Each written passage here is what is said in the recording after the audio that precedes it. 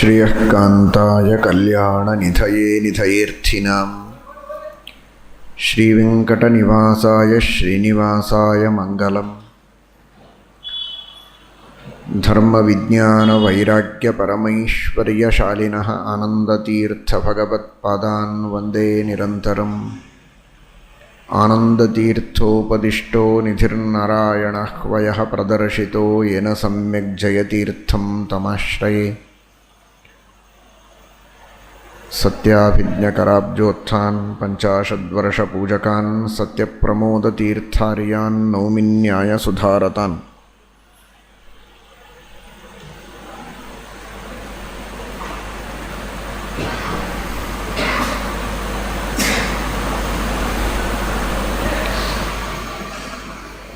ಪ್ರತಿಯೊಬ್ಬ ಮನುಷ್ಯ ಜೀವನದಲ್ಲಿ ಮಾಡುವಂತಹ ತಪ್ಪುಗಳ ಬಗ್ಗೆ ಎಚ್ಚರಿಕೆಯನ್ನು ನೀಡಿ ಅವನಿಗೆ ಸನ್ಮಾರ್ಗದ ಉಪದೇಶವನ್ನು ಮಾಡುವಂತಹ ಶ್ರೇಷ್ಠವಾದ ಒಂದು ಕಾರ್ಯವನ್ನು ಭಾಗವತಾದಿ ಸಚ್ಚಾಸ್ತ್ರಗಳು ನಿರಂತರವಾಗಿ ಮಾಡ್ತಾ ಇವೆ. ಭಾಗವತಾದಿ ಸಚ್ಚಾಸ್ತ್ರಗಳ ಮೂಲಕ ಭಗವಂತ ಆ ಜ್ಞಾನದೀಪವನ್ನು ನಮ್ಮೆಲ್ಲರಿಗೆ ನೀಡುತ್ತಾ ಇದ್ದಾನೆ ಅಂತ ನಾವು ತಿಳಿಯಬೇಕು.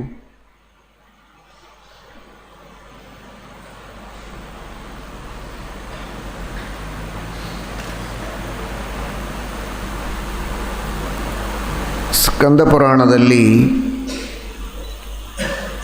ಒಂದು ಕಥೆ ಬರುತ್ತೆ. ಪ್ರಸಿದ್ಧವಾದದ್ದು ಶ್ರೀಮದ್ ಭಾಗವತದಲ್ಲಿ ಬರುವ ಕಥೆ. ಪರೀಕ್ಷಿತ್ ರಾಜರು ಪರಮ ಭಗವದ್ಭಕ್ತರು.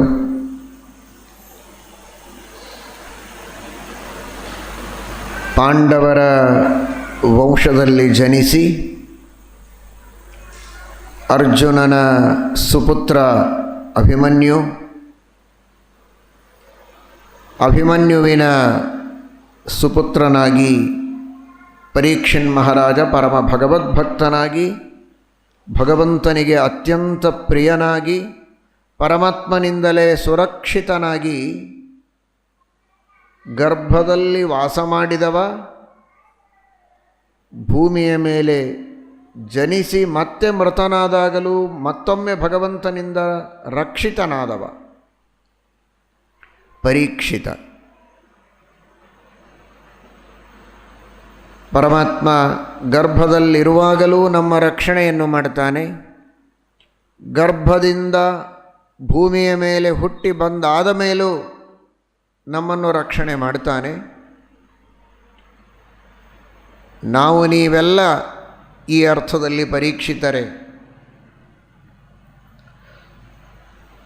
ಅವನು ಪರೀಕ್ಷಿತ್ ಪರಿತಃ ಈಕ್ಷತೆ, ತನ್ನ ಸುತ್ತಲೂ ಸಂಚಾರ ಮಾಡುವ ದೇವರನ್ನು ಗರ್ಭದಲ್ಲಿಯೇ ನೋಡಿದ, ಅದಕ್ಕಾಗಿ ಅವನು ಪರೀಕ್ಷಿತ್. ನಾವೆಲ್ಲ ಪರೀಕ್ಷಿತರು, ಪರೀಕ್ಷೆಗೆ ಒಳಪಟ್ಟವರು. ದೇವರು ನಮ್ಮೆಲ್ಲರ ಪರೀಕ್ಷೆಯನ್ನು ಮಾಡ್ತಾನೆ. ಗರ್ಭದಲ್ಲಿಯೂ ಇವನ ರಕ್ಷಣೆಯನ್ನು ನಾನು ಮಾಡಿದೆ, ಹುಟ್ಟಿ ಆದ ಮೇಲೂ ಕ್ಷಣ ಕ್ಷಣದಲ್ಲಿ ಇವನ ಪಾಲನೆಯನ್ನು ನಾನು ಮಾಡ್ತೇನೆ, ಒಳಗೆ ಹೊರಗೆ ಎಲ್ಲ ಕಡೆಗಿದ್ದು. ಆದರೂ ಇವನು ನನ್ನ ಧ್ಯಾನವನ್ನು, ನನ್ನ ಸೇವೆಯನ್ನು ಚೆನ್ನಾಗಿ ಮಾಡ್ತಾನೋ, ಬರೀ ಸ್ವಾರ್ಥಪರನಾಗಿ ಭೋಗಾಸಕ್ತನಾಗಿ ವ್ಯರ್ಥ ಕಾಲಹರಣ ಮಾಡ್ತಾನೋ ಅಂತ ನಮ್ಮನ್ನು ಪರೀಕ್ಷೆ ಮಾಡ್ತಾನೆ. ಈ ಅರ್ಥದಲ್ಲಿ ನಾವೆಲ್ಲ ಪರೀಕ್ಷಿತರು. ಪರೀಕ್ಷಿತರು ಎಲ್ಲರೂ, ಉತ್ತೀರ್ಣರು ಎಷ್ಟು ಜನ ಗೊತ್ತಿಲ್ಲ. ಇಂತಹ ಪರೀಕ್ಷೆಯಲ್ಲಿ ನಾವು ಉತ್ತೀರ್ಣರಾಗಬೇಕು. ಪರಮ ಭಗವದ್ಭಕ್ತರಾದ ವ್ಯಕ್ತಿಗಳಿಗೂ ಪ್ರಾರಬ್ಧ ಕರ್ಮವಶಾತ್ ಕೆಲವೊಮ್ಮೆ ತಪ್ಪು ಹೆಜ್ಜೆಯನ್ನು ಇಡುವಂತಹ ಪ್ರಸಂಗಗಳು ಬರುತ್ತೆ.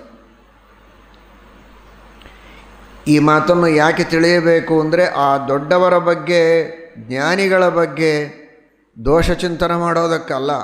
ಅವನು ಮಹಾನುಭಾವ ಪರೀಕ್ಷಿತ್, ಅಪರೋಕ್ಷ ಜ್ಞಾನಿ, ಚರಮ ಶರೀರದಲ್ಲಿದ್ದವ, ಅವನಿಗೆ ಪುನರ್ಜನ್ಮ ಇಲ್ಲ. ಅಂತಹ ಮಹಾಜ್ಞಾನಿ, ಜ್ಞಾನದ ಕೊನೆ ಅವಸ್ಥೆಯನ್ನು ಮುಟ್ಟಿದಂತಹ ವ್ಯಕ್ತಿ,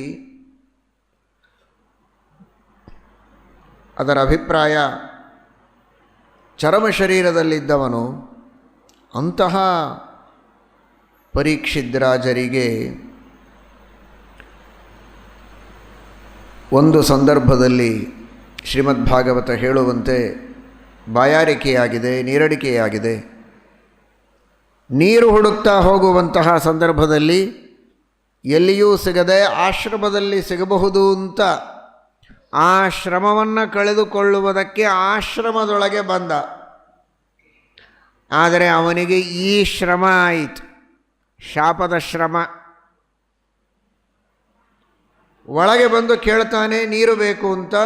ಶಮೀಕ ಋಷಿಗಳು ಧ್ಯಾನಮಗ್ನರಾಗಿದ್ದಾರೆ. ಶಮೀಕ ಶಮೋ ಮನ್ನಿಷ್ಠತಾ ಬುದ್ಧೇಹೆ, ಪರಮಾತ್ಮನಲ್ಲಿರುವಂತಹ ಏಕಾಗ್ರವಾದ ಮನಸ್ಸಿಗೆ ಶಮ ಅಂತ ಕರೆಯೋದು. ಅದರದೇ ಸ್ತ್ರೀಲಿಂಗ ಶಮಿ. ಶಮಿ ಭಗವನ್ನಿಷ್ಠವಾದ ಬುದ್ಧಿ. ಕ ಅಂದರೆ ಸುಖ. ಶಮೀಕ ಪರಮಾತ್ಮನೊಳಗೆ ಏಕಾಗ್ರ ಮನಸ್ಸನ್ನಿಡುವುದರೊಳಗೆ ಆನಂದವನ್ನು ಅನುಭವಿಸ್ತಾ ಇದ್ದರು ಅಸಂಪ್ರಜ್ಞಾತ ಸಮಾಧಿಯಲ್ಲಿ. ಹೀಗಾಗಿ ಅವರಿಗೆ ಶಮೀಕ ಅನ್ನುವ ಹೆಸರು ಅನ್ವರ್ಥಕವಾದ ನಾಮಧೇಯ. ಅದು ಯಾವ್ಯಾವುದರೊಳಗೋ ಆನಂದವನ್ನು ಅನುಭವಿಸುವವರಿದ್ದಾರೆ. ಸುತರಿಂದ ಸಂತೋಷ ಕೆಲವರಿಗೆ ಲೋಕದಳು, ಸತಿಯಿಂದ ಸಂತೋಷ ಕೆಲವರಿಗೆ ಲೋಕದಳು, ಮನೆಯಿಂದ ಸಂತೋಷ ಕೆಲವರಿಗೆ ಲೋಕದಳು, ಮನಿಯಿಂದ ಸಂತೋಷ ಕೆಲವರಿಗೆ ಲೋಕದಳು. ಆದರೆ ಈ ಋಷಿಗಳಿಗೆ ಯಾವುದರಿಂದ ಸಂತೋಷ? ಶಮಿ, ಭಗವಂತನಲ್ಲಿ ಏಕಾಗ್ರವಾದ ಮನಸ್ಸನ್ನಿಟ್ಟು ದೇವರನ್ನೇ ಧ್ಯಾನ ಮಾಡುವುದರೊಳಗೆ ಇವರಿಗೆ ಆನಂದ ಇತ್ತು. ಆ ಆನಂದದೊಳಗೆ ಮಗ್ನರಾದದ್ದಕ್ಕೆ ಬಾಹ್ಯ ಪ್ರಪಂಚದ ಅರಿವು ಇರಲಿಲ್ಲ. ಹೀಗಾಗಿ ಆ ಶಮೀಕ ಋಷಿಗಳು ಬಾಹ್ಯ ಪ್ರಪಂಚದ ಅರಿವು ಇಲ್ಲದಂತೆ ಧ್ಯಾನಮಗ್ನರಾಗಿದ್ದಾಗ ಇವನ ಅಪೇಕ್ಷೆಗೆ ತಕ್ಕಂತೆ ನೀರು ಕೊಡಲಿಕ್ಕಾಗಲಿಲ್ಲ. ಸತ್ತ ಹಾವನ್ನು ತನ್ನ ಧನುಷ್ಕೋಟಿಯಿಂದ ಎತ್ತಿ ಇವರ ಕೊರಳಲ್ಲಿ ಹಾಕಿದ. ಸ್ಕಂದ ಪುರಾಣದಲ್ಲಿ ಇದೇ ಕಥೆಯನ್ನು ಹೇಳುವಾಗ ಸ್ವಲ್ಪ ವ್ಯತ್ಯಾಸವಾಗಿ, ನೀರು ಕೇಳುವುದಕ್ಕೆ ಬರಲಿಲ್ವಂತೆ ಅವನು, ಒಂದು ಮೃಗವನ್ನು ಬೇಟೆಯಾಡ್ತಾ ಬೆನ್ನಟ್ಟಿಸಿಕೊಂಡು ಬಂದಿದ್ದಾನೆ. ಆ ಮೃಗ ಎಲ್ಲಿಯೋ ತಪ್ಪಿಸಿಕೊಂಡಿದೆ. ಯಾವ ಕಡೆಗೆ ಆ ಮೃಗ ಜಿಗಿದು ಹೋಯಿತು ಅಂತ ನೀವೇನಾದರೂ ನೋಡಿದರಾ ಅಂತ ಶಮೀಕರಿಗೆ ಕೇಳ್ತಾನೆ. ಕೇಳಿದರೆ ಅವರೇನು ಉತ್ತರ ಕೊಟ್ಟಿಲ್ಲ. ಅದಕ್ಕೆ ಕುಪಿತನಾಗಿ ಮುಂದಿನ ಕಥೆಯೆಲ್ಲ ಹಾಗೇ ಇದೆ. ಕೊರಳಿಗೆ ಹಾವು ಹಾಕಿದ ಅಂತ. ನೀರು ಕೇಳುವುದಕ್ಕೆ ಬಂದನೋ ಅಥವಾ ಮೃಗವನ್ನು ಅಟ್ಟಿಸಿಕೊಂಡು ಬಂದನೋ? ಅಟ್ಟಿಸಿಕೊಂಡು ಬಂದ ಮೃಗ ಕಣ್ಣಿಗೆ ಕಾಣದಾಗ ಎಲ್ಲಿದೆ ಅಂತ ಕೇಳಿ ತಿಳಿಯುವುದಕ್ಕೆ ಶಮೀಕರಿಗೆ ಪ್ರಶ್ನೆ ಮಾಡಿದನೋ ಅನ್ನುವುದರ ಬಗ್ಗೆ ನಾವು ಚಿಂತನೆ ಮಾಡಿದರೆ ಶ್ರೀಮದ್ ಭಾಗವತ, ಸ್ಕಂದಪುರಾಣ ಎರಡೂ ವೇದವ್ಯಾಸದೇವರೇ ಬರೆದದ್ದು. ಸ್ಕಂದಪುರಾಣದಲ್ಲಿ ಮೋಹಕವಾದ ಅನೇಕ ಭಾಗಗಳು ಉಂಟು. ಆದರೆ ಇದು ವೈಷ್ಣವ ಖಂಡ. ಸ್ಕಂದಪುರಾಣದಲ್ಲಿಯೂ ವಿಷ್ಣುವಿನ ಮಹಿಮೆಯನ್ನು ಪ್ರತಿಪಾದನೆ ಮಾಡುವಂತಹ ಭಾಗ. ಇದರಲ್ಲಿ ಶ್ರೀಮದಾಚಾರ್ಯರ ನಿರ್ಣಯಕ್ಕೆ ವಿರೋಧಿಯಾದದ್ದು ಯಾವುದಾದರೂ ಇದ್ದರೆ ಅದನ್ನು ಮೋಹನಕ್ಕಾಗಿ ಹೇಳಿದ್ದಾರೆ ಅಂತ ನಾವು ತಿಳಿಯಬಹುದು. ಇಲ್ಲಿ ಅಂತಹ ವಿರುದ್ಧವಾದ, ಸಿದ್ಧಾಂತ ವಿರುದ್ಧವಾದ ಯಾವುದೇ ರೀತಿಯ ಅಂಶಗಳು ಕಾಣುವುದಿಲ್ಲ. ಕಥೆಯಲ್ಲಿ ಸ್ವಲ್ಪ ವ್ಯತ್ಯಾಸ ಅಷ್ಟೇ. ಇದನ್ನು ಕಲ್ಪಭೇದೇನ ಹೊಂದಿಸಬಹುದು. ಪ್ರತಿ ಕಲ್ಪದಲ್ಲಿಯೂ ಈ ಕಥೆ ನಡೀತಾ ಇರುತ್ತೆ. ಒಂದು ಕಲ್ಪದಲ್ಲಿ ನೀರು ಕೇಳಿರಬಹುದು, ಒಂದು ಕಲ್ಪದಲ್ಲಿ ಮೃಗವನ್ನು ಕೇಳಿರಬಹುದು, ಅಥವಾ ಹೀಗೂ ಹೊಂದಿಸಬಹುದು. ಶ್ರೀಮದಾಚಾರ್ಯರು ಹೇಳುವಾಗ ಕೆಲವರು ಹೀಗೂ ವ್ಯಾಖ್ಯಾನ ಮಾಡ್ತಾರೆ ನೋಡಿ. ಕೌಶಿಕ್ಯಪ ಉಪಸ್ಪೃಶ್ಯ ಅನ್ನೋದಕ್ಕೆ ಅಲ್ಲಿ ಕೌಶಿಕಿ ನದಿ ಇತ್ತು, ಆ ನದಿಯ ನೀರನ್ನು ಕೈಯಲ್ಲಿ ತೆಗೆದುಕೊಂಡು ಅಭಿಮಂತ್ರಣ ಮಾಡಿ ಶೃಂಗಿ ಪರೀಕ್ಷಿತನಿಗೆ ಶಾಪ ಕೊಟ್ಟ ಅಂತ. ಕೌಶಿಕಿ ನದಿನೇ ಪಕ್ಕದಲ್ಲಿ ಹರಿತಾ ಇದ್ದರೆ ಆ ನದಿ ನೀರೇ ಕುಡಿದು ಇವನು ಹೋಗಿಬಿಡ್ತಿದ್ದ. ನೀರಿಲ್ಲ ಅಂತ ಒದ್ದಾಡಿ ಇವರಿಗೆ ನೀರು ಕೇಳೋದಕ್ಕೆ ಬಂದು ಇವ್ರ ಕಡೆಯಿಂದ ಶಾಪ ತೆಗೆದುಕೊಳ್ಳೋ ಪ್ರಸಕ್ತಿನೇ ಇರಲಿಲ್ಲ. ಅದಕ್ಕೆ ಕೌಶಿಕಿ ನದಿಯ ನೀರನ್ನು ಕೈಯಲ್ಲಿ ತೆಗೆದುಕೊಂಡು ಶಾಪ ಕೊಟ್ಟ ಅಂತ ಅರ್ಥ ಅಲ್ಲ. ಅಲ್ಲಿ ಕುಶಪಾಣಿಹಿ ಕೈಯಲ್ಲಿ ದರ್ಭವನ್ನು ತೆಗೆದುಕೊಂಡು ದರ್ಭ ನೀರು ಸೇರಿಸಿ ಅದನ್ನು ಮನೆಯಲ್ಲಿರೋ ನೀರನ್ನು ತೆಗೆದುಕೊಂಡು ದರ್ಭ ಇಟ್ಟುಕೊಂಡು ಅಭಿಮಂತ್ರಣ ಮಾಡಿ ಶಾಪ ಕೊಟ್ಟ ಅಂತ ಅರ್ಥವೇ ಹೊರತು ನದಿ ನೀರನ್ನು ತೆಗೆದುಕೊಂಡು ಶಾಪ ಕೊಟ್ಟ ಅಂತ ಅರ್ಥವಲ್ಲ. ಹಾಗಾದರೆ ಈ ಒಂದು ವ್ಯಾಖ್ಯಾನದ ಹಿನ್ನೆಲೆಯಲ್ಲಿ ನಾವು ಗಮನಿಸಿದರೆ ಆಸುಪಾಸು ನೀರಿರಲಿಲ್ಲ, ಬಿಸಿಲು ಬಹಳ ಆಗಿತ್ತು ಅನ್ನೋದಕ್ಕೆ ನೀರಡಿಕೆ. ಮಧ್ಯಾಹ್ನದ ರಣರಣ ಬಿಸಿಲು, ಸುತ್ತಮುತ್ತ ನೀರಿಲ್ಲ, ದೂರದಿಂದ ಬೇಟೆಯಾಡ್ತಾ ಪರೀಕ್ಷಿತ್ ರಾಜ ಬರ್ತಾ ಇದ್ದಾನೆ. ಏನಾಗತ್ತೆ? ಬಿಸಿಲಿನಲ್ಲಿ ದೂರದಿಂದ ನೋಡಿದರೆ ನೀರಿದ್ದ ಹಾಗೆ ಕಾಣಿಸ್ತದೆ, ನೀರಿರೋದಿಲ್ಲ. ಅಲ್ಲಿ ನೀರಿದೆ ಅಂತ ಹತ್ತಿರ ಹೋಗೋದು, ಅಲ್ಲಿ ನೀರಿರೋದಿಲ್ಲ. ಮತ್ತೆ ಮುಂದೆ ಬಂದು ನೋಡಿದರೆ ಮತ್ತೆ ದೂರ ನೀರು ಕಾಣಿಸ್ತದೆ. ಬಿಸಿಲು ಹಾಗೂ ಭೂಮಿಯ ಸಂಪರ್ಕದಿಂದ ನೀರಿಲ್ಲದೇ ಇದ್ದಲ್ಲಿ ನೀರಿದ್ದ ಹಾಗೆ ತೋರುತ್ತೆ. ಬಿಸಿಲುಗುದರೆ ಅಂತ ಕರೀತಾರೆ ಅದಕ್ಕೆ. ಸಂಸ್ಕೃತದಲ್ಲಿ ಅದಕ್ಕೆ, ಕನ್ನಡದಲ್ಲಿ ಬಿಸಿಲುಗುದರೆ ಅಂತ ಕುದರೆ ಅಂತ ಕರೀತಾರೆ ಅದನ್ನು. ಆದರೆ ಸಂಸ್ಕೃತದಲ್ಲಿ ಮೃಗಯ ಅಂತ ಕರೀತಾರೆ. ಮೃಗಯ ಅಂದರೆ ಬೇಟೆ ಅಂತ ಒಂದು ಅರ್ಥ, ಇನ್ನೊಂದು ಏನಂತಾರೆ ಇದಕ್ಕೆ, ಮೃಗತೃಷ್ಣಿಕ ಅಂತ ಕರೀತಾರೆ. ಮೃಗಯ ಅಂದರೆ ಬೇಟೆ.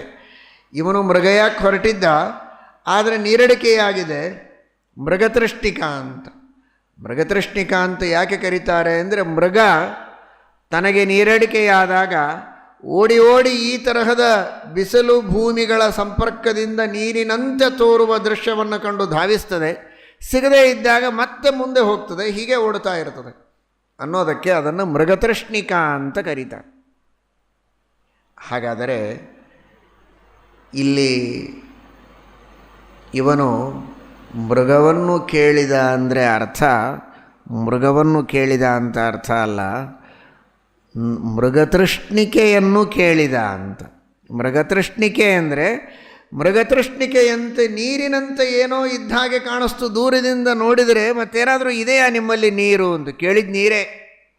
ಮತ್ತು ಮೃಗವನ್ನು ಕೇಳಿದ ಅಂತ ಸ್ಕಂದ ಪುರಾಣ ಹೇಳ್ತದೆ ಅಂದರೆ ಮೃಗ ಅಲ್ಲ, ಅದು ಮೃಗತೃಷ್ಣಿಕೆಯಂತೆ ನೀರಿದ್ದ ಹಾಗೆ ಇಲ್ಲಿ ತೋರಿತಲ್ಲ, ಏನಾದರೂ ನಿಜವಾಗಿ ನೀರಿದೆಯಾ ನಿಮ್ಮ ಮನೆಯಲ್ಲಿ ಅಂತ ಕೇಳೋದಕ್ಕೆ ಬಂದ ಅಷ್ಟೇ ಹೊರತು ಮೃಗವನ್ನು ಕೇಳೋದಕ್ಕೆ ಬಂದ ಅಂತ ಅರ್ಥವನ್ನು ನಾವು ಮಾಡಿಕೊಳ್ಳದೇ ಇದ್ದರೆ, ಭಾಗವತದಲ್ಲಿ ನೀರು ಕೇಳಿದ ಅಂತ ಹೇಳಿದ್ದಕ್ಕೂ ಇಲ್ಲಿ ಮೃಗವನ್ನು ಕೇಳಿದ ಅನ್ನೋದಕ್ಕೂ ವಿರೋಧ ಬರೋದಿಲ್ಲ.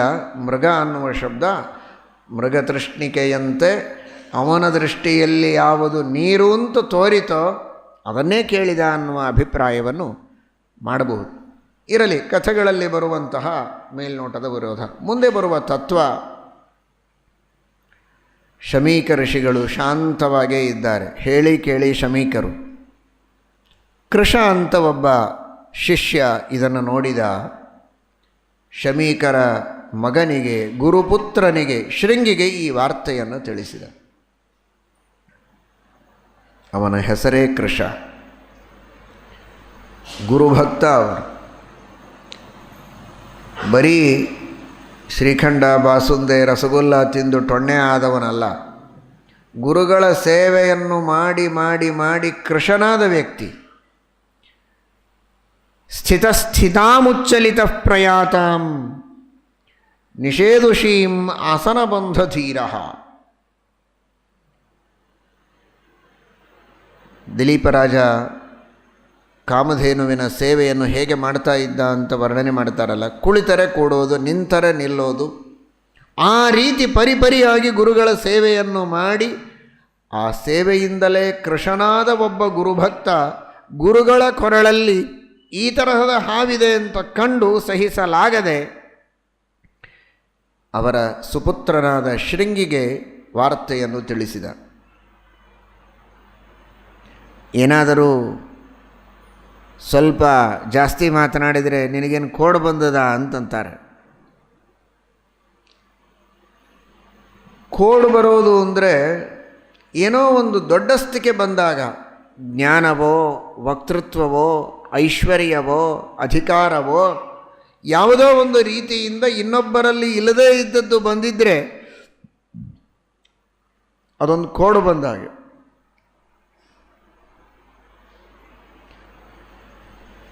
ನಿನಗೇನು ಕೋಡು ಬಂದದ ಅಂತ ಹಾಗೆ ಕೇಳಿದರೆ ನಾವೇನು ಹೇಳಬೇಕು? ನಮಗೇನು ಕೋಡು ಬಂದಿಲ್ಲ, ಅಂಥದ್ದು ಯಾವ ದೊಡ್ಡಸ್ತಿಕೆ ನಮ್ಮಲ್ಲಿ ಇಲ್ಲೇ ಇಲ್ಲ. ಗೊತ್ತಾಯ್ತಲ್ಲ?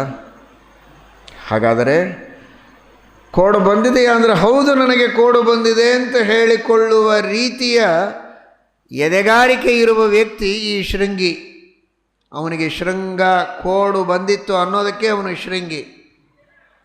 ಏನೋ ಇಷ್ಟು ಚೋಟು ಹುಡುಗಿದ್ದಿ, ನಿನಗೇನು ಕೋಡು ಅಂದರೆ ಹೌದು, ನನಗೆ ನನ್ನ ಗುರುಗಳ ನಮ್ಮ ತಂದೆಯ ಸೇವೆಯನ್ನು ಮಾಡಿದ್ದರಿಂದ ಬಂದ ಪುಣ್ಯವೇ ನನ್ನ ಕೋಡು. ಅವರು ಉಪದೇಶ ಮಾಡಿದ ಗಾಯತ್ರಿ ಜಪವನ್ನು ಒಂದು ದಿನವೂ ಬಿಡದೆ ಪ್ರಾಮಾಣಿಕವಾಗಿ ಭಕ್ತಿ ಶ್ರದ್ಧೆಗಳಿಂದ ಮಾಡಿದ್ದೇನಲ್ಲ, ಅದೇ ನನಗೆ ಬಂದ ಕೋಡು. ನಿತ್ಯವೂ ಬ್ರಹ್ಮಚರ್ಯದಿಂದ ವೇದಗಳ ಪಠನವನ್ನು ಮಾಡುತ್ತೇನಲ್ಲ, ಅದೇ ನನಗೆ ಬಂದ ಕೋಡು. ಏನಿಷ್ಟು ಪುಟ್ಟ ಹುಡುಗ ನೀನು ಶಾಪ ಕೊಡೋದಕ್ಕೆ ಹೊರಡ್ತೀಯ, ಏನು ಕೋಡಿದೆ? ಇಷ್ಟೆಲ್ಲ ಕೋಡುಗಳು ನನಗಿವೆ. ಆದ್ದರಿಂದ ನಾನು ಶೃಂಗಿ ಅಂತ ಗಟ್ಟಿಯಾಗಿ ಹೇಳಿಕೊಳ್ಳುವ ರೀತಿಯಲ್ಲಿ ಭಾಗವತ ಅಥವಾ ಸ್ಕಂದ ಪುರಾಣ ಅವನ ಹೆಸರನ್ನೇ ಶೃಂಗಿ ಎಂಬುದಾಗಿ ತಿಳಿಸಿದೆ. ಅಂತಹ ಒಂದು ಸಾಧನೆಯನ್ನು ಮಾಡಿದ ವ್ಯಕ್ತಿ ಶೃಂಗಿ. ಕೃಷ್ಣನ ಮಾತನ್ನು ಕೇಳಿದ್ದೇ ತಡ ಶಾಪ ಕೊಟ್ಟಿದ್ದಾನೆ. ಇವತ್ತಿಗೆ 7ನೆಯ ದಿನ ತಕ್ಷಕ ಕಚ್ಚಿ ಈ ಪರೀಕ್ಷಿತ್ ರಾಜ ಮೃತನಾಗಬೇಕು ಅಂತ ಶಮೀಕ ಋಷಿಗಳಿಗೆ ಗೊತ್ತಾಗಿದೆ. ಶಮೀಕ ಋಷಿಗಳಂತಾರೆ, ಎಂತಹ ತಪ್ಪು ಕೆಲಸ ಮಾಡಿದಿ. ಶ್ರೀಮದ್ ಭಾಗವತದಲ್ಲಿಯೂ ಬರುತ್ತೆ, ನವೈ ನೃಭಿರ್ನರದೇವೋಪರಾಧ್ಯ ತ್ವಂ ಶಪ್ತುಮರ್ಹಸ್ಯ ವಿಪಕ್ವ ಬುದ್ಧೇ ಯತ್ತೇಜಸಾ ದುರ್ವಿಷಹೇಣ ಗುಪ್ತಾ ವಿಂದಂತಿ ಭದ್ರಾಣ್ಯಕುತೋ ಭಯಃ ಪ್ರಜಾ. ಧಾರ್ಮಿಕರಾದ ರಾಜರಿದ್ದರೆ ಪ್ರಜೆಗಳೆಲ್ಲ ಧರ್ಮಶೀಲರಾಗಿರಬಹುದು. ಅಂತಹ ರಾಜರೇ ಇಲ್ಲ ಅಂತಾದರೆ ಎಲ್ಲ ಕಡೆಗೆ ಅಧರ್ಮವೇ ಅಧರ್ಮ, ನಮಗೆಲ್ಲ ಸುರಕ್ಷೆ ಹೇಗೆ ಸಿಗೋದು ಅಂತ ಸ್ಕಂದ ಪುರಾಣದಲ್ಲಿಯೂ ಕೂಡ ಹೇಳ್ತಾರೆ. ಕ್ರೋಧೇನ ಪಾತಕಂ ಭೂಯಾತ್ ದಯೆಯಾ ಪ್ರಾಪ್ಯತೆ ಸುಖಂ ಯಸ್ ಸಮುತ್ಪಾದಿತಂ ಕೋಪಂ ಕ್ಷಮಯೈವ ನಿರಸ್ಯತಿ ಇಹಲೋಕೆ ಪರತ್ರಾಸೌ ಅತ್ಯಂತಂ ಸುಖಮಶ್ನುತೆ. ಸಿಟ್ಟು ಬಂದ ಕ್ಷಣಕ್ಕೆ ಸಿಟ್ಟಿನ ಕೈಯಲ್ಲಿ ಕೈ ಕೊಟ್ಟು ಶಾಪ ಕೊಡುವವರಾಗಲಿ ಜಗಳ ಆಡುವವರಾಗಲಿ ದೊಡ್ಡವರಲ್ಲಪ್ಪ. ಮಹಾಪಾತಕ ಅದರಿಂದ ಆಗುವ ಸಾಧ್ಯತೆ ಇದೆ. ಸಿಟ್ಟು ಬಂದಾಗಲೂ ಕ್ಷಮಾಗುಣದಿಂದ ಅದನ್ನು ಗೆದ್ದು ಯಾರು ಸಹನೆ ಮಾಡ್ತಾರೋ ಅವರಿಗೆ ಇಹಲೋಕದಲ್ಲಿಯೂ ನೆಮ್ಮದಿ, ಪಾಪವನ್ನು ಗಳಿಸಿರೋದಿಲ್ಲ ಅನ್ನೋದಕ್ಕೆ ಪರಲೋಕದಲ್ಲಿಯೂ ಅವರಿಗೆ ನೆಮ್ಮದಿ ಇರುತ್ತೆ. ಈ ರೀತಿ ಸಿಟ್ಟು ಮಾಡಬಾರದಾಗಿತ್ತು ನೀನು.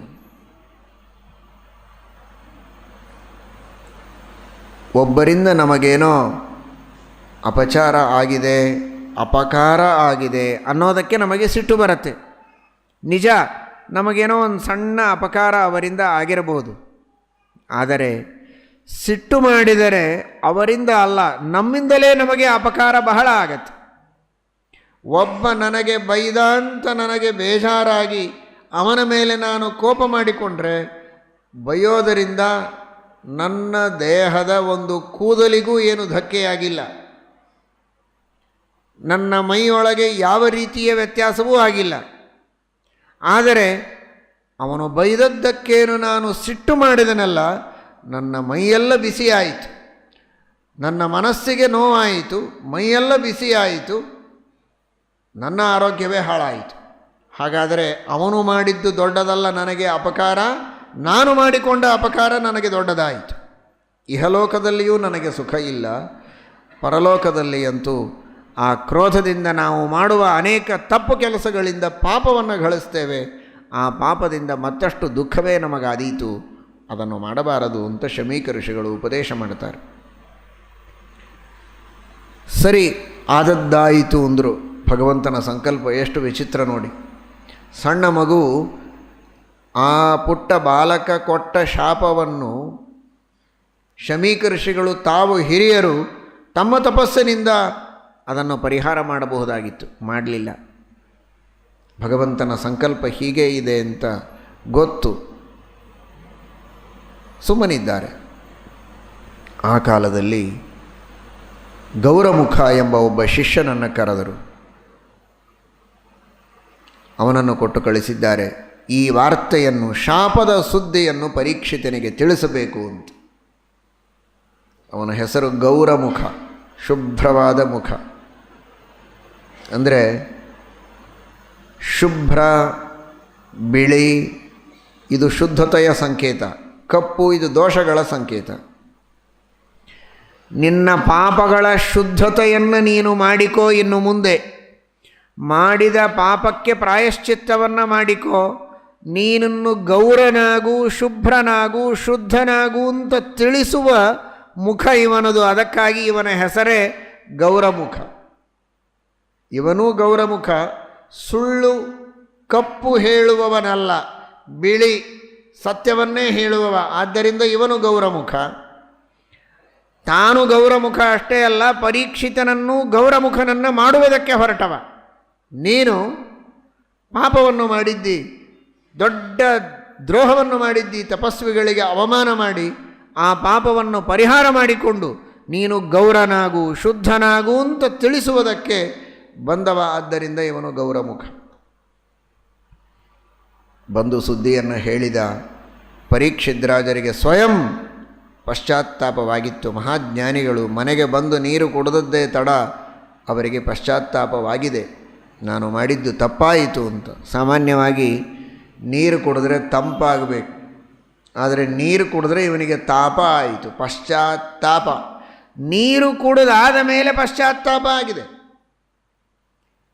ಅಯ್ಯೋ, ಒಂದು ನೀರಿಗಾಗಿ ಎಂತಹ ದೊಡ್ಡ ಜ್ಞಾನಿಗಳಿಗೆ ನಾನು ಅವಮಾನ ಮಾಡಿಬಿಟ್ಟೆ, ಮಾಡಬಾರದಲ್ಲ ಹೀಗೆ.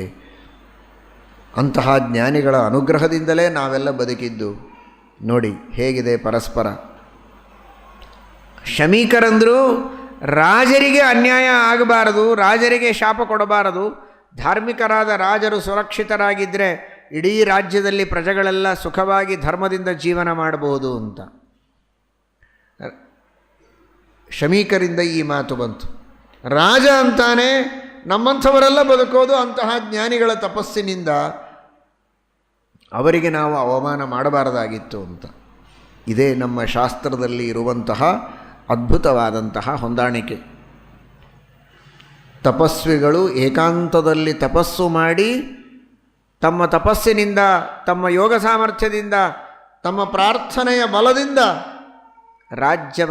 ರಾಜರನ್ನು ರಕ್ಷಣೆ ಮಾಡ್ತಾ ಇರ್ತಾರೆ. ರಾಜರು ತಮ್ಮ ಬಾಹುಬಲದಿಂದ, ತಮ್ಮ ಪ್ರಾಮಾಣಿಕತೆಯಿಂದ, ತಮ್ಮ ನ್ಯಾಯದಿಂದ ಈ ಎಲ್ಲ ಜ್ಞಾನಿಗಳನ್ನು, ತಪಸ್ವಿಗಳನ್ನು ಧರ್ಮವನ್ನು ಮಾಡುವಂತೆ, ಸುರಕ್ಷಿತವಾಗಿ ಇರುವಂತೆ ಅವರು ನೋಡಿಕೊಳ್ತಾರೆ. ಹೀಗೆ ಧರ್ಮ ಹಾಗೂ ಬಲ, ಜ್ಞಾನ ಹಾಗೂ ಬಾಹುಬಲ ಇವೆರಡೂ ಸೇರಿ ದೇಶವನ್ನು ರಕ್ಷಣೆ ಮಾಡುವುದಕ್ಕೆ ಸಾಧ್ಯ ಇದೆ ಎನ್ನುವ ತತ್ವವನ್ನು ಜಗತ್ತಿಗೆ ತಿಳಿಸಿಕೊಡ್ತಾರೆ. ಆ ರೀತಿ ಪರಸ್ಪರವಾಗಿ ಇಬ್ಬರೂ ಸೇರಿ ಬಾಹ್ವೋರ್ಬಲ ಜ್ಞಾನಬಲಾಚ್ಚ ಧರ್ಮ ರಕ್ಷ್ಯ ಅನ್ಯಥಾ ನಾಶಮುಪೈತಿ ಶಶ್ವತ. ಬಾಹುಬಲವೂ ಬೇಕು, ಜ್ಞಾನಬಲವೂ ಬೇಕು. ಸರಿ, ನಾನು ಹೀಗೆ ಮಾಡಬಾರದಾಗಿತ್ತು ಅಂತಂತಾನೆ. ಅಷ್ಟರಲ್ಲಿ ಗೌರಮುಖನಿಂದ ಈ ಶಾಪದ ವಾರ್ತೆ ಬಂತು. ಸಂತೋಷ ಆಯಿತವನಿಗೆ, ಬಹಳ ಸಂತೋಷ. ಈ ಶಾಪ ನನಗಾಗಿರಲಿಲ್ಲ ಅಂದರೆ ಈ ಪಾಪವನ್ನು ಉಳಿಸಿಕೊಂಡು ನಾನು ಸಾಯ್ತಾ ಇದ್ದೆ. ಆಗ ಅವನಿಗೆ 60 ವರ್ಷ ಆಗಿದೆ. ಸ್ಕಂದ ಪುರಾಣ ವಯಸ್ಸಿನ ಉಲ್ಲೇಖ ಮಾಡುತ್ತದೆ. 60 ವರ್ಷ ವಯಾಹ. ಪರೀಕ್ಷಿದ್ರಾಜನಿಗೆ ಆ ಸಂದರ್ಭದಲ್ಲಿ ಶಾಪವಾದಾಗ 60 ವರ್ಷಗಳಾಗಿತ್ತು ಸ್ಕಂದ ಪುರಾಣದ ಪ್ರಕಾರ. 60 ವರ್ಷ ಆಗಿದೆ ನನಗೆ, ಇನ್ನು ಕೆಲವೇ ದಿನಗಳಲ್ಲಿ ನಾನು ಏನಿದ್ರೂ ಮೃತನಾಗಬೇಕು. ಹಾಗಾದರೆ ಶಾಪವನ್ನು ಉಳಿಸಿಕೊಂಡು ಪಾಪವನ್ನು ಉಳಿಸಿಕೊಂಡು ನಾನು ಮೃತನಾದರೆ ನಾನೊಬ್ಬ ಅಲ್ಲ, ನನ್ನ ಇಡೀ ಕುಲ ಹಾಳಾಗಿ ಹೋಗುತ್ತೆ. ನಾನು ಈ ಶಾಪವನ್ನು ಅನುಭವಿಸಿ ಅದರಿಂದ ಆಗುವ ತಾಪವನ್ನೂ ಅನುಭವಿಸಿದರೆ ನನ್ನ ಕುಲ ಮುಂದೆ ಸುರಕ್ಷಿತವಾಗಿರುತ್ತೆ ಎನ್ನುವ ದೃಷ್ಟಿಯಲ್ಲಿ ಸಂತೋಷಪಟ್ಟನಂತೆ ಪರೀಕ್ಷಿದ್ರಾಜ. ಆದರೆ ಮೃತ್ಯುರ್ಬುದ್ಧಿಮತ ಅಪೋಹ್ಯ ಯಾವತ್ ಬುದ್ಧಿ ಬಲೋದಯಂ. ದೇವರು ಕೊಟ್ಟದ್ದು ಈ ಸಾಧನ ಶರೀರ. ಸಾಧನ ಶರೀರವಿದು ನೀ ದಯದಿ ಕೊಟ್ಟದ್ದು ಸಾಧಾರಣವಲ್ಲ ಸಾಧುಪ್ರಿಯನೇ ಅಂತ ಹೇಳಿದಂತೆ ಈ ಶರೀರ ಸಾಧನ ಶರೀರವನ್ನು ಉಳಿಸಿಕೊಳ್ಳುವ ಪ್ರಯತ್ನವನ್ನು ನಾವು ಮಾಡಲೇಬೇಕು. ಕೈಮೀರಿ ಹೋದ ಮಾತಿಗೆ ಮರುಗಬಾರದು. ಮಾಡೋ ಪ್ರಯತ್ನ ಮಾಡಿದ ಮೇಲೂ ಶರೀರ ಉಳಿಯದೇ ಇದ್ದರೆ ಅದು ದೇವರ ಸಂಕಲ್ಪ. ಆದರೆ ನಾವು ಶರೀರವನ್ನು ಉದಾಸೀನ ಮಾಡಬಾರದು ಅಂತ ತಿಳಿಸಿದ ರೀತಿಯಲ್ಲಿ ದೊಡ್ಡದಾದಂತಹ ಪ್ರಾಸಾದವನ್ನು ಕಟ್ಟಿಸಿದ್ದಾನೆ. ಭಕ್ತಿ ಭಾವನೆ ಈ ದೃಷ್ಟಿಯಿಂದ ನಾವು ಶಾಸ್ತ್ರವನ್ನು ನೋಡೋದು ಒಂದು ಕಡೆಗಾದರೆ, ಅವತ್ತಿನ ಕಾಲದ ಕರ್ಮಕಾರರ ಕೆಲಸ ಮಾಡುವವರ ಶಿಲ್ಪಿಗಳ ಶಕ್ತಿ ಏನು ಅದ್ಭುತ ಇತ್ತು ನೋಡಿಕೊಂಡು. 7 ದಿನಗಳಲ್ಲಿ ತಕ್ಷಕ ಕಚ್ಚಿ ಸಾಯಬೇಕು ಅಂತ ಶಾಪ ಆಗಿದೆ. ಇವನು 1 ವರ್ಷದವರೆಗೆ ದೊಡ್ಡದಾದಂತಹ ಭವನ ಕಟ್ಟಿಸೋದಕ್ಕೆ ಟೈಮ್ ತೆಗೆದುಕೊಂಡ ಅಂದರೆ ಸಮಯ ಎಲ್ಲಿದೆ ಅಲ್ಲಿ? 7 ದಿನ ಸಂಪೂರ್ಣವಾಗಿ ಭಾಗವತ ಶ್ರವಣ ಮಾಡಿದ್ದಾನೆ. 1-2 ದಿವಸ ಹೋಗಿ ಮುಂದೆ 5 ದಿವಸ ಅಲ್ಲ. ಹಾಗಾದರೆ ಒಂದೇ ದಿವಸದೊಳಗೆ ಕೆಲವೇ ಗಂಟೆಗಳಲ್ಲಿ ಒಂದೇ ಸ್ತಂಭದೊಳಗೆ ಗಂಗಾ ನದಿಯ ಮಧ್ಯದೊಳಗೆ ಸ್ವಲ್ಪ ದಕ್ಷಿಣ ಭಾಗದಲ್ಲಿ, ದಕ್ಷಿಣ ತೀರದಲ್ಲೆಲ್ಲ, ಗಂಗಾ ನದಿಯಲ್ಲಿಯೇ ಸ್ವಲ್ಪ ದಕ್ಷಿಣ ಭಾಗದಲ್ಲಿ ನದಿ ಪ್ರವಾಹದೊಳಗೇನೆ ದಕ್ಷಿಣ ಭಾಗದೊಳಗೆ ದೊಡ್ಡದಾದ ಏಕಸ್ತಂಭ ಶಿಲ್ಪ. ಆ ಏಕಸ್ತಂಭದ ಮೇಲೆ ದೊಡ್ಡದಾದಂತಹ ಪ್ರಾಸಾದ, ದೊಡ್ಡದಾದ ಭವನ, ಒಂದೊಂದು ಅದ್ಭುತ. ಮೊದಲನೇದ್ದು ಸಮಯ. ಒಂದೇ ದಿನದೊಳಗೆ ಕೆಲವೇ ಗಂಟೆಗಳಲ್ಲಿ ಇಂಥ ದೊಡ್ಡ ಭವನದ ನಿರ್ಮಾಣ ಹೇಗೆ ಸಾಧ್ಯ? ಒಂದನೇ ಪ್ರಶ್ನೆ. ಅದು ಒಂದು ಸ್ತಂಭದ ಮೇಲೆ, ಒಂದು ಸ್ತಂಭದ ಮೇಲೆ ಸಿಂಟ್ಯಾಕ್ಸ್ ಟ್ಯಾಂಕ್ ಕೂಡಿಸಿರ್ತೀರಿ ಅಲ್ಲ, ಸಾವಿರಾರು ಜನ ಋಷಿಗಳು ಕೂಡಬೇಕಲ್ಲಿ. ಅತ್ರಿರ ವಸಿಷ್ಠಶ್ಚವನ ಶರದ್ವಾನ್ ಅರಿಷ್ಟನೇಮಿರ್ಭೃಗುರಂಗಿರಾಶ್ಚ ಪರಾಶರೋ ಗಾದಿಸುತೋಥ ರಾಮ ಉಚಚ್ಛ ಇಂದ್ರ ಪ್ರಮದಿಧ್ವವಾಹವು. ಭಾರಿ ಭಾರಿ ಋಷಿಗಳು, ಒಬ್ಬೊಬ್ಬರು ಬಂದಿಲ್ಲ. ಸಕುಟುಂಬ ಸಶಿಷ್ಯ ಸಪರಿವಾರರಾಗಿ ಬಂದಿದ್ದಾರೆ. ಋಷಿಗಳು, ಮುನಿಗಳು, ಕ್ಷತ್ರಿಯರು, ವೈಶ್ಯರು, ಶೂದ್ರರು ಎಲ್ಲರೂ ಬಂದಿದ್ದಾರೆ ಅಲ್ಲಿ ಭಾಗವತದ ಪ್ರವಚನ ಕೇಳಲಿಕ್ಕೆ. ಅಂತಹ ಸಹಸ್ರಾರು ಜನರು ಕೂತು ಕೇಳುವ ದೊಡ್ಡದಾದಂತಹ ಭವನ ನಿಂತದ್ದು ಒಂದು ಸ್ತಂಭದ ಮೇಲೆ. ಎಂತಹ ಇಂಜಿನಿಯರಿಂಗ್ ಇರಲಿಕ್ಕಿಲ್ಲದು? ಎಂತಹ ಶಿಲ್ಪ ಅದು? ಆಲೋಚನೆ ಮಾಡಿ ನಮ್ಮ ಭಾರತೀಯ ಶಿಲ್ಪ ಹೇಗಿದೆ ಅಂತ. ಇದು ಅದ್ಭುತವಾದ ಭಗವಂತನ ಅನುಗ್ರಹದಿಂದ ಪರೀಕ್ಷಿತ ರಾಜನಿಗೆ ಒದಗಿ ಬಂದದ್ದು. ಅಪರೋಕ್ಷ ಜ್ಞಾನಿ, ಮಹಾಸಾಧನ ಸಂಪನ್ನ ಅನ್ನೋದಕ್ಕೋಸ್ಕರ ಅವನಿಗೆ ಏನು ಬೇಕೋ ಆ ತರಹದ ಸಹಾಯ ಸಿಕ್ಕಿದೆ ಕೂಡಲೇ. ಇದೇ ಜ್ಞಾನದ ಮಹಿಮಾ. ಏಕಸ್ತಂಭದ ಮೇಲೆ ದೊಡ್ಡದಾದ ಪ್ರಾಸಾದ ನಿರ್ಮಾಣ ಮಾಡಿ ಕೆಲವೇ ಸಮಯದಲ್ಲಿ ಪರೀಕ್ಷಿತ್ ರಾಜ ಅಲ್ಲಿ ಹೋಗಿ ಕುಳಿತಿದ್ದಾನೆ. ಸುಲಭವಾಗಿ ತಕ್ಷಕ ಬರಲಿಕ್ಕೆ ಸಾಧ್ಯವಾಗಬಾರದು ಅಂತ. ಆ ರೀತಿ ಅಂತಹ ನೀರಿನ ಮಧ್ಯದೊಳಗೆ ತಾನು ಕುಳಿತು ಎಲ್ಲ ಋಷಿಗಳನ್ನು ಕೂಡಿಸಿ ಪ್ರಶ್ನೆ ಕೇಳ್ತಾ ಇದ್ದಾನೆ. ಅಷ್ಟರಲ್ಲಿ ಶುಕಾಚಾರ್ಯರು ಬಂದರು, ಶ್ರೀಮದ್ ಭಾಗವತದ ಉಪದೇಶವನ್ನು ಮಾಡಿದರು. ಆ ಕಥೆಯನ್ನು ನೀವು ಭಾಗವತದಲ್ಲಿ ಕೇಳ್ತೀರಿ. ಈಗ ಸ್ಕಂದ ಪುರಾಣದಲ್ಲಿ ಫೋಕಸ್ ಮಾಡಿದ್ದು ಪರೀಕ್ಷಿತರಾಜರು ಅಲ್ಲಿ ಕುಳಿತು ಭಾಗವತ ಶ್ರವಣಾದಿಗಳನ್ನು ಮಾಡ್ತಾ ಇದ್ದಾರೆ. ಈಚೆಗೆ 7ನೆಯ ದಿನ ತಕ್ಷಕ ಬರ್ತಾ ಇದ್ದಾನೆ. ತಕ್ಷಕ ಬರ್ತಾ ಇರುವಾಗ ಅವನ ಜೊತೆಗೆ ಇನ್ನೊಬ್ಬ ಬ್ರಾಹ್ಮಣ ಬರ್ತಾ ಇದ್ದಾನೆ, ಕಾಶ್ಯಪ ಬ್ರಾಹ್ಮಣ. ಕಶ್ಯಪ ಗೋತ್ರದಲ್ಲಿ ಬಂದಂತಹ ಕಾಶ್ಯಪ ಬ್ರಾಹ್ಮಣ ಬರ್ತಾ ಇದ್ದಾನೆ. ಆ ಕಾಶ್ಯಪ ಬ್ರಾಹ್ಮಣ ಬಂದದ್ದನ್ನು ನೋಡಿ ತಕ್ಷಕ ಮಾತನಾಡಿಸಿದ. ತೇಜಸ್ವಿಯಾದ ಬ್ರಾಹ್ಮಣ ಕಂಡ. ಹಾಗೆ ಇರ್ತಿದ್ರು ಆಗಿನ ಕಾಲದ ಜನ. ಯಾಕ್ರೆ ನಮ್ಮನ್ನು ಮಾತಾಡಿಸೋದಿಲ್ಲ, ಏನಂತ ತಿಳ್ಕೊಂಡ್ರೆ ನಮ್ಮನ್ನು, ನಾವು ಬ್ರಾಹ್ಮಣರೇ ಅಲ್ಲೇನೋ? ಹೌದೇನು, ನಮಗೆ ಗೊತ್ತಿರಲಿಲ್ಲ. ಏನು ಹೌದೇನಂತೇನು ಕೇಳ್ತೀರಿ, ನೋಡ್ರಿ ಅಂಥೇಳಿ ಅಂಗಿ ತೆಗೆದು ಒಳಗಿನ ಕರಿ ಜನವಾರ ಹೊರಗೆ ತೆಗೆದು ತೋರಿಸ್ತಾರೆ. ಈ ಪರಿಸ್ಥಿತಿ ಆಗಿನ ಕಾಲಕ್ಕೆ ಯಾವ ತೆಗೆಯೋದು ಗೀಗಿಯೋದೆಲ್ಲ. ಮುಸುಕು ಹಾಕ್ಕೊಂಡ್ರು ಆ ಬ್ರಹ್ಮ ತೇಜಸ್ಸು ಬ್ರಹ್ಮ ವರ್ಚಸ್ಸು ಹೊರಗೆ ಚಿಮ್ತಾ ಇತ್ತು. ಇವನೊಳಗೆ ಏನೋ ತೇಜಸ್ಸಿದೆ, ಏನೋ ವರ್ಚಸ್ಸಿದೆ. ಇವನು ಸಾಧಾರಣ ಮನುಷ್ಯ ಅಲ್ಲ, ದೊಡ್ಡ ಕೆಲಸ ಮಾಡ್ತಾನೆ ಇವನು.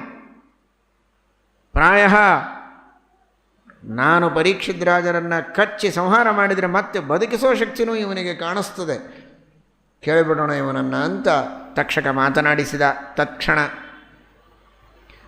ಮಾತನಾಡಿಸಿದರೆ ಕಶ್ಯಪ ಹೇಳಿದ, ಹೌದು ನಾನು ನೋಡು, ಅವನು ಎಂಥ ಪ್ರಾಮಾಣಿಕ, ರಹಸ್ಯವಾಗಿ ಇಟ್ಕೊಂಡು ಹೋಗಿದ್ದ ಅಂದರೆ ಬದುಕಿಸಿಬಿಡ್ಬೋದಾಗಿತ್ತು. ಇದ್ದದ್ದು ಹಾಗೆ ಹೇಳಿಬಿಟ್ಟ ಅವನು. ಹೌದು, ಯಾವುದೇ ವಿಷಬಾಧೆ ಇದ್ದರೂ ನಾನು ಪರಿಹಾರ ಮಾಡಬಹುದು, ನನ್ನ ಹತ್ರ ಅಂತಹ ಮಂತ್ರ ಇದೆ, ಅಂತಹ ವಿದ್ಯೆ ಇದೆ. ಅದೇನು ಗರುಡಾದಿ ದೇವತೆಗಳ ಮಂತ್ರ ಇರಬಹುದು, ಗರುಡಾಂತರ್ಗತನಾದ ಪರಮಾತ್ಮನನ್ನು ಕೊಂಡಾಡುವಂತಹ ಮಂತ್ರ. ಗರುಡ ಧ್ಯಾನದಿಂದ ವಿಷದ ನಿವೃತ್ತಿಯಾಗ್ತದೆ ಅಂತ ಶಾಸ್ತ್ರದಲ್ಲಿ ತಿಳಿಸಿದ್ದಾರೆ. ಅಂತಹ ಅದ್ಭುತವಾದ ಮಂತ್ರವನ್ನೇನೋ ವಶ ಮಾಡಿಕೊಂಡಿದ್ದ.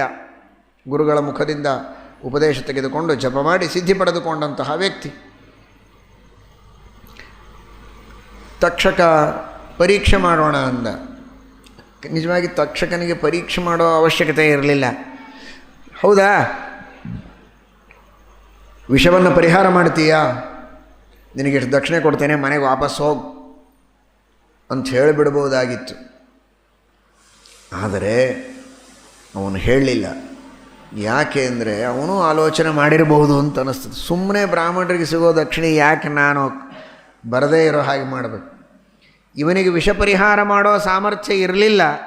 ಏನೋ ಅಲ್ಪ ಸ್ವಲ್ಪ ಪ್ರಯತ್ನ ಮಾಡ್ತಾನೆ, ಏನೋ ಚೂರು ಬಾರು ದಕ್ಷಿಣೆ ಕೊಟ್ಟು ಕಳಿಸ್ತಾರೆ, ತೊಗೊಂಡು ಹೋಗಲಿ. ಅವ ಸಾಯೋದು ಸಾಯ್ತಾನೆ ಪರೀಕ್ಷಿತ, ಇವನಿಗೆ ಸಿಗೋ ದಕ್ಷಿಣೆನೂ ಸಿಗ್ತದೆ, ತೊಗೊಂಡು ಹೋಗಲಿ. ಸುಮ್ಮನೆ ಯಾಕೆ ಇನ್ನೊಬ್ಬ ಬ್ರಾಹ್ಮಣನ ಮೇಲೆ, ಅವನ ಹೊಟ್ಟೆ ಮೇಲೆ ನಾನು ಕಾಲು ಕೊಡಬೇಕು, ಸಿಗೋ ಅಷ್ಟು ದಕ್ಷಿಣೆ ಆದರೂ ತೊಗೊಂಡು ಹೋಗ್ತಾನೆ. ನಿಜವಾಗಿ ಬದುಕಿಸುವವನೇ ಆಗಿದ್ದರೆ ಆಗ ನಾವು ಇಲ್ಲಿಂದ ವಾಪಸ್ ಕಳಿಸೋಣ.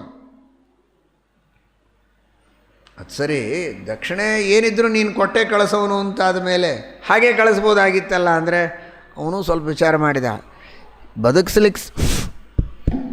ಬದುಕಿಸ್ಲಿಕ್ಕೆ ಸಾಧ್ಯ ಇಲ್ಲ ಅಂತಾದರೆ ನಾನ್ಯಾಕೆ ನನ್ನ ದುಡ್ಡು ಖರ್ಚು ಮಾಡಬೇಕು ಅಂದ. ರಾಜನ ದುಡ್ಡು ತೊಗೊಂಡು ಹೋಗಲಿ ಅವನು. ರಾಜನ ಮಕ್ಕಳೋ ಮಂತ್ರಿಯೋ ಯಾರೋ ದುಡ್ಡು ಕೊಡ್ತಾರೆ, ಬದುಕಿಸ್ಲಿಕ್ಕೂ ಆಗೋದಿಲ್ಲ, ದುಡ್ಡು ಸಿಕ್ತು, ತೊಗೊಂಡು ಹೋಗ್ತಾನೆ. ಅಕಸ್ಮಾತ್ ಬದುಕಿಸುವ ಸಾಮರ್ಥ್ಯ ಇದ್ದರೆ ಮಾತ್ರ ಆಗ ನನ್ನ ಉದ್ದೇಶ ಪೂರ್ಣ ಆಗೋದಿಲ್ಲ ಅನ್ನೋದಕ್ಕೋಸ್ಕರ ನಾನು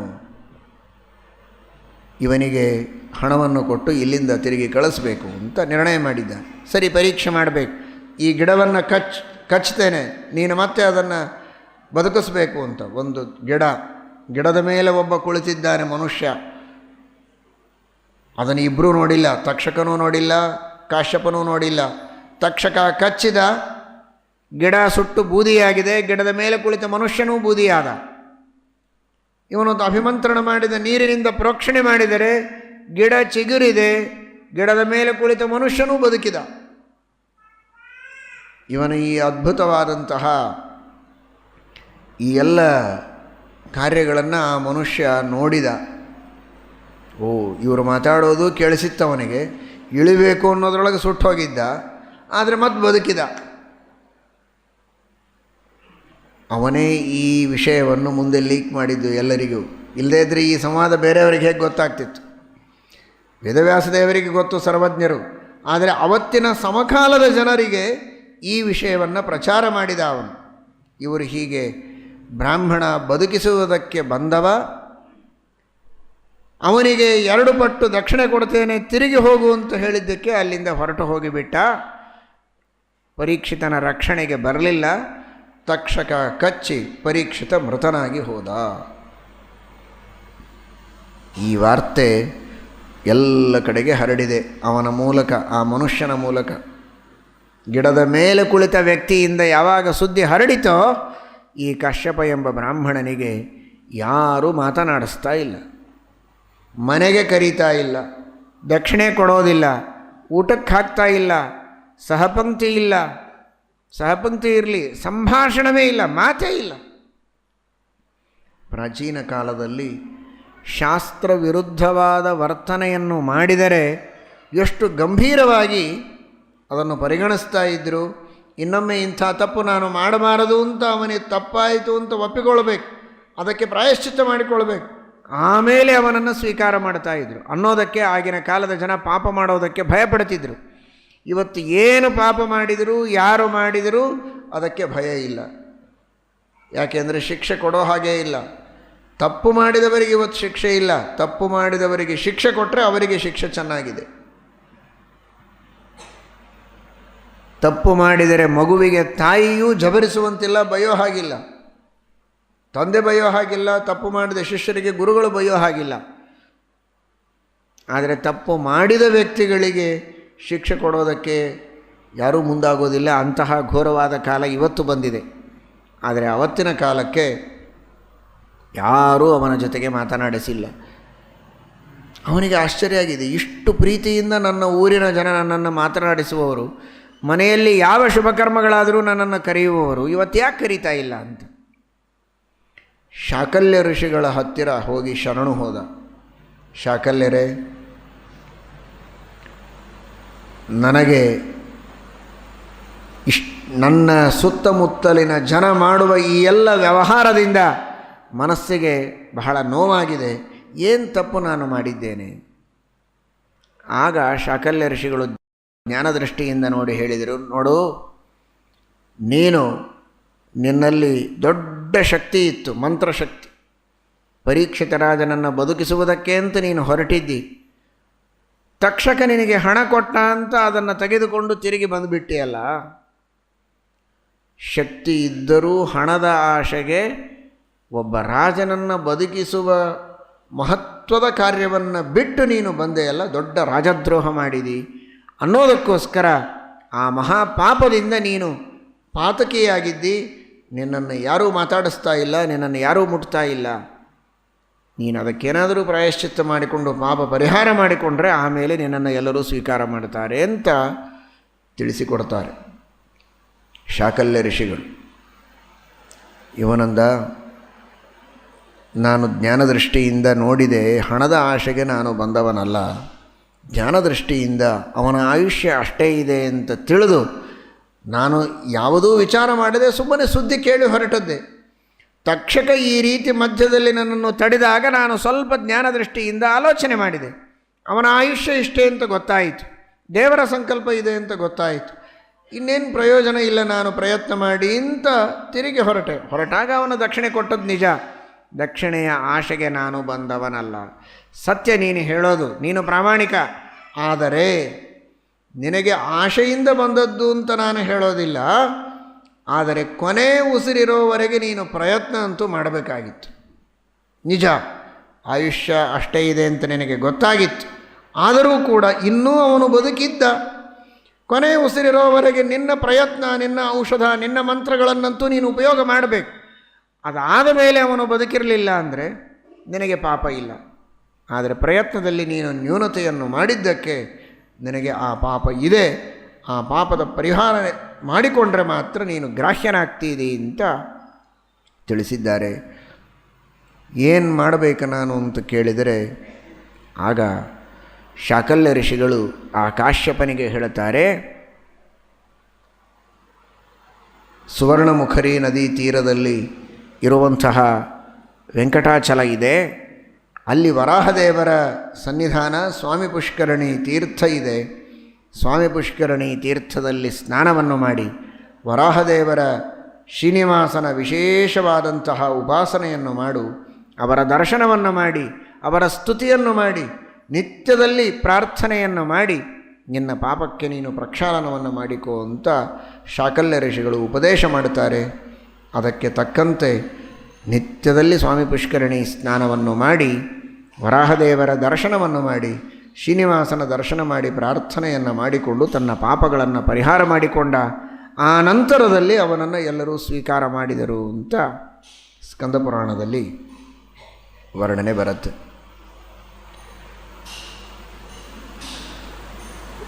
ಒಂದು ವಿಚಾರವನ್ನು ನಾವಿಲ್ಲಿ ತಿಳಿಯಬೇಕಾದದ್ದು, ಈ ಕಥೆಯಿಂದ ನಾವು ತಿಳಿಯಬೇಕಾದ ಸಂದೇಶ ಏನು ಅಂತ. ಪರೀಕ್ಷಿತ್ ರಾಜ ಮೃತನಾಗುವ ಸಂದರ್ಭದಲ್ಲಿ ಬದುಕಿಸುವ ಶಕ್ತಿ ಇದ್ದರೂ ಪ್ರಯತ್ನ ಮಾಡದೇ ಇರುವ ಪಾಪಕ್ಕೆ ಇವನು ಎಲ್ಲ ಸಜ್ಜನರಿಂದಲೂ ತ್ಯಾಜ್ಯನಾದ, ದೂರನಾದ, ಬಹಿಷ್ಕೃತನಾದ ಅಂತ.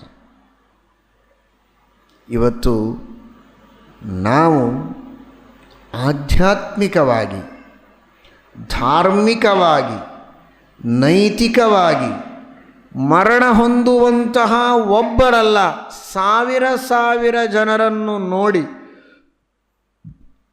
ಶಕ್ತಿ ಇದ್ದರೂ ಅವರನ್ನು ಬದುಕಿಸದೇ ಇದ್ದರೆ ಎಂತಹ ಪಾಪಕ್ಕೆ ಗುರಿಯಾಗ್ತೇವೆ ಅಂತ ಆಲೋಚನೆ ಮಾಡಬೇಕು. ಅರ್ಥವಾಯಿತಾ? ಆಧ್ಯಾತ್ಮಿಕವಾಗಿ ಮರಣ ಹೊಂದೋದು ಅಂದರೆ ಶ್ವಾಸೋಚ್ಛ್ವಾಸ ಇರುತ್ತೆ, ಉಂಡು ತಿಂದು ಚೆನ್ನಾಗಿರುತ್ತಾರೆ, ಆದರೆ ಅವನ ಜೀವನದಲ್ಲಿ ಯಾವುದೇ ಆಧ್ಯಾತ್ಮಿಕ ಸಾಧನೆಯನ್ನು ಮಾಡೋದಿಲ್ಲ, ಭಗವಂತನ ಸೇವೆಯನ್ನು ಮಾಡೋದಿಲ್ಲ, ಭಗವದ್ಭಕ್ತಿಯನ್ನು ಮಾಡೋದಿಲ್ಲ, ಶಾಸ್ತ್ರಗಳ ಅಧ್ಯಯನ ಮಾಡೋದಿಲ್ಲ, ವಿಹಿತ ಕರ್ಮಗಳನ್ನು ಮಾಡೋದಿಲ್ಲ. ಹಾಗಾದರೆ ಬದುಕಿದರೂ ಧಾರ್ಮಿಕ ವಿಧಿವಿಧಾನಗಳನ್ನು ಅನುಷ್ಠಾನ ಮಾಡೋದಿಲ್ಲ ಅಂದರೆ ಧಾರ್ಮಿಕವಾಗಿ ಮೃತ. ನೀತಿಯಿಂದ ಭ್ರಷ್ಟನಾದ, ಚಾರಿತ್ರ್ಯದಿಂದ ಭ್ರಷ್ಟನಾದ ಅಂದರೆ ಚಾರಿತ್ರಿಕವಾಗಿ, ನೈತಿಕವಾಗಿ ಅವನು ಮೃತ.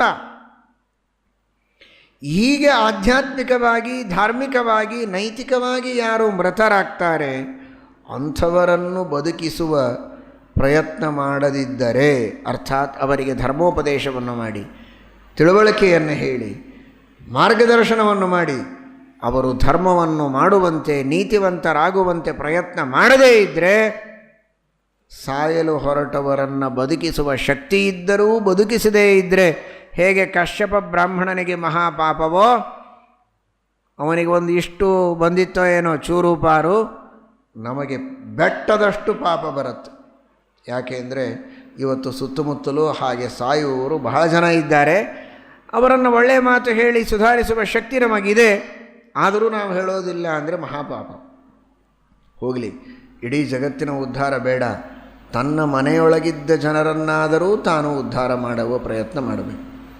ತನ್ನ ಸುತ್ತಮುತ್ತ ಇರುವ ತನ್ನ ಬಂಧು ಬಳಗ ಇಷ್ಟ ಮಿತ್ರರನ್ನಾದರೂ ತಾನು ತಿದ್ದುವ ಪ್ರಯತ್ನ ಮಾಡದಿದ್ದರೆ, ಶಕ್ತಿ ಇದ್ದರೂ ಮಾಡದಿದ್ದರೆ, ತನ್ನ ಶಕ್ತಿ ಇಲ್ಲ ಮಾತು ಬೇರೆ, ಎಷ್ಟು ಶಕ್ತಿ ಇದೆ ಅಷ್ಟೂ ಪ್ರಯತ್ನ ಮಾಡದಿದ್ದರೆ, ಆಗ ಸಾಯಲು ಹೊರಟವರನ್ನು ತಡೆದು ಚಿಕಿತ್ಸೆ ಮಾಡದೇ ಇದ್ದರೆ ಏನೊಂದು ಪಾಪ ಬರುತ್ತೋ ಆ ಪಾಪ ನಮ್ಮೆಲ್ಲರಿಗೂ ಬರುತ್ತೆ. ಆ ಪಾಪ ಬರುತ್ತೆ ಅಲ್ಲ, ಬಂದಿದೆ, ಬೇಕಾದಷ್ಟು ಬಂದಿದೆ. ಯೋಗ್ಯತೆ ಇದ್ದು ನಾವು ಪ್ರಯತ್ನ ಮಾಡ್ತಾ ಇಲ್ಲ ಸರಿಯಾಗಿ. ಹಾಗಾದರೆ ಈ ಪಾಪ ಪರಿಹಾರಕ್ಕಾಗಿ ನಾವೇನು ಮಾಡಬೇಕು ಅಂದರೆ ಸ್ವಾಮಿ ಪುಷ್ಕರಣಿ ಸ್ನಾನವನ್ನು ಮಾಡಬೇಕು. ಏನದು ಸ್ವಾಮಿ ಪುಷ್ಕರಣಿ ಸ್ನಾನ ಅಂದರೆ? ಸ್ವಾಮಿ ಪುಷ್ಕರಣಿ ಸ್ನಾನ ಅಂದರೆ, ಸ್ವಾಮಿ ಅಂದರೆ ಸರ್ವೋತ್ತಮನಾದ ಭಗವಂತ. ಪುಷ್ಕರ ಅನ್ನುವ ಶಬ್ದಕ್ಕೆ ಕರ್ಮಗಳು ಅಂತ ಅರ್ಥ ಇದೆ. ಶ್ರೀಮದಾಚಾರ್ಯರು ಹೇಳಿದ್ದಾರೆ, ಪುಷ್ಕರ ಅಂದರೆ ನೀರು, ಕರ್ಮಕ್ಕೆ ಅಭಿಮಾನಿ ದೇವತೆಯೂ ಹೌದು ಪುಷ್ಕರ ಎಂಬ ದೇವತೆ. ಹೀಗಾಗಿ ಅವನಿಂದ ಅಭಿಮನ್ಯಮಾನವಾದ ಕರ್ಮಗಳು ಪುಷ್ಕರ. ಪುಷ್ಕರಿಣಿ ಅಂದರೆ ಅಂತಹ ಅನೇಕ ಕರ್ಮಗಳು, ಅದೇ ಒಂದು ತೀರ್ಥ. ಪವಿತ್ರವಾದಂತಹ ಸ್ವಾಮಿಯಾದ ಸ್ವತಂತ್ರನಾದ ಭಗವಂತನಿಂದ ವಿಹಿತವಾದಂತಹ ವೇದೋಕ್ತವಾದ ಶಾಸ್ತ್ರೋಕ್ತವಾದ ಏನು ಸತ್ಕರ್ಮಗಳಿವೆ ಅವುಗಳೇ ಸ್ವಾಮಿ ಪುಷ್ಕರಿಣಿ.